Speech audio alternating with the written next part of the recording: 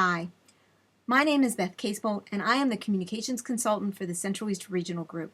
And welcome to Websites 101 Policies and Procedures. This video will focus on the policies and procedures that congregations need to consider for managing their websites. So let's start with ownership and administration. Who has access and ownership of the server space where the site is housed and the domain name that it is registered to is important. Congregations should always own their own domain name and rent their own server space. If it's in the name of a member and that member leaves your church for some reason, your church could lose all control of the domain name and the website very quickly and have no legal recourse. This has happened to more than one congregation. In addition, several people in the congregation should have the highest level of access to the site. They should have the passwords and know how to access it even if they don't use it regularly. In my office, we call that the What If Beth Was Hit by a Bus insurance policy. The UUA has on their website a full page of information about ownership and administration issues that you need to consider that I highly recommend that you read. Now, when I think about policies and procedures, I view policies as the things that are pretty much set in stone and shouldn't be changed very often. Policies usually require a board or congregational vote to change, so the change process is long. Procedures, on the other hand, are the way you currently do things. In other words, the step-by-step instructions. And as things change, procedures change. The effect of technology often has a very big effect on this, so they need to be able to change rapidly. Procedures should be things that require a committee vote to change, but not require the long drawn-out process of a policy change to make them more reactive. So let's talk about policies. The first step is to decide who's going to create the policy for the website. Usually this is the same group that will oversee and be responsible for the site, but not always. Some churches just have a website committee. And some churches make the website part of the responsibilities of a larger committee, so it becomes a subcommittee. For example, it might be assigned to the communications team, who also oversees social media and the newsletter. In some cases, it might be part of the membership committee. Some congregations make this a function of the staff, with one staff person, often the congregation's administrator, holding lead responsibility. And some churches have a board task force that writes and oversees all policies, but they won't be doing the direct oversight on the site. When creating your website policy, you need to have input from a lot of different folks, regardless of who's writing it. Your staff will have ideas about what they think should be included on the website, which might affect your policy. Some committees might also have input on this. It is a good idea to have all the players at the table for a general meeting or two where they can express their views early on. This does not mean you will honor everyone's wishes to the policy, but it does mean that you've given them a chance to have input and have their views heard. And it could also bring up things you wouldn't have considered otherwise. Additionally, input and a review of the policy before it goes through the approval process by your webmaster and/or developer is essential. This helps identify any potential problems that the policy might create with the reality of how websites are created and managed. So what sort of things should your policy include? You need to have the purpose of the website.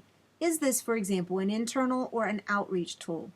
Technically, it should be both, but you do need to address this. What is acceptable content to include, or items that should not be included? For example, you may not want to include any personal contact information. Security. Many shared server sites do not have secure connections, which means if you decide to add a members-only password protected area, the password could be easily worked around. Please check with your hosting company to ensure whether your site is secure for this purpose. If not, it should be included in your policy not to have a password protected area. A privacy clause. What is the policy about privacy? And when we talk about privacy in this instance, we're talking about the potential collection of personal information from those who interact with the site. Define what requires permission. For example, photos of children should never be identified by name, and all photos should require consent. In the case of children and youth, that consent has to be written. There are federal laws about children's privacy that affect this. For adults, that consent can be written or tacit. For example, if you include a statement in your event literature about photographs that say photos will be taken during this event for possible use in print and online sources, please let us know if you do not want your photo used in this way. then if people don't contact you to say they don't want their photos used, you've got tacit permission to use them. Copyright. Defining how the congregation's postings will handle copyrighted materials. See the UUA Worship website for more information about copyrights, especially if you post podcasts of part or all of your services. Access. Who has access to the site and to make changes? Some of the newer systems, content management systems, have varying levels of access which controls how much that person can change, and these should be specified. Also, you should always specify this by role and not an individual's name. For example, the webmaster team and not Joe and Jane Smith. At least 3 people, including 1 staff person, should have the highest level of access. Language. While it might not seem to require addressing, a statement about appropriate language might be needed, especially if you allow comments on your site, which is possible with CMS systems. Take a blog page, for example, that allows comments. This allows you to remove comments that are offensive and to edit submitted materials so they are appropriate. There is an excellent sample policy on the UU Wiki. Please see the resource section for a link. Now let's talk a little more specifically about procedures. What are some procedures you should consider? One of those would be job descriptions for your webmaster, website developer, website reviewer, contributors, editors, and all those other categories your particular system might have. Style guidelines that help the site maintain its uniform look. Who is assigned the responsibility of updating which pages? Those may be assigned by staff role or to individual people. What is the submission process for submitting materials to be posted to the site? And what is the process for reviewing the site on a regular basis? And all websites should be reviewed regularly for outdated links and needed updated information. Let's talk about site testing and reviews.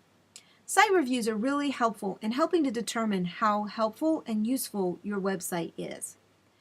They help you mostly to determine how easy the site is to use, and if your visitor information is clear enough for visitors to find. They help determine if the navigation is actually intuitive or not.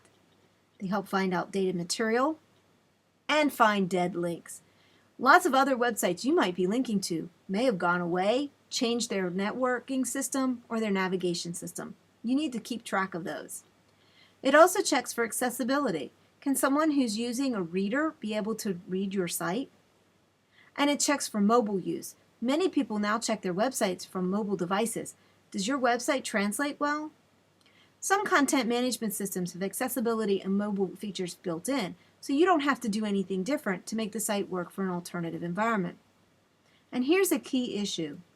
It is hard for those familiar with the site to determine if the site is easy to use or if the navigation makes sense, since they set it up. To them, it does make sense. There are 2 types of a site review. One is done by the webmaster and/or website committee, and those usually check for errors and are done on a fairly frequent basis. The other is done by someone unfamiliar with the site to check for ease of use, and should be done after each major redesign, but best practice would be once a year. How do you do an ease of use review? You prepare a question sheet and ask several people in various ages and level of internet familiarity and ability to find the items on the question sheet and give you feedback. Having a member of the committee or web team watch as the person tries to navigate the site will actually be very informative, because you will see what they struggle with, especially if they talk their way through it. The people doing the review can be newer members of your congregation, members of a neighboring congregation, perhaps you could consider a swap, or even friends of web team members who are not connected to the church. They need to be somewhat unfamiliar with the site. I've included a sample question sheet in the resource section. Resources. The UUA has a web page for congregational websites that has lots of information, including policies that you need to consider. The Central East Regional Group also has a resource page on this topic. Please see the sample review sheet and other links for policies that I've included in the resource section of this webinar. And that concludes our section on policies and procedures.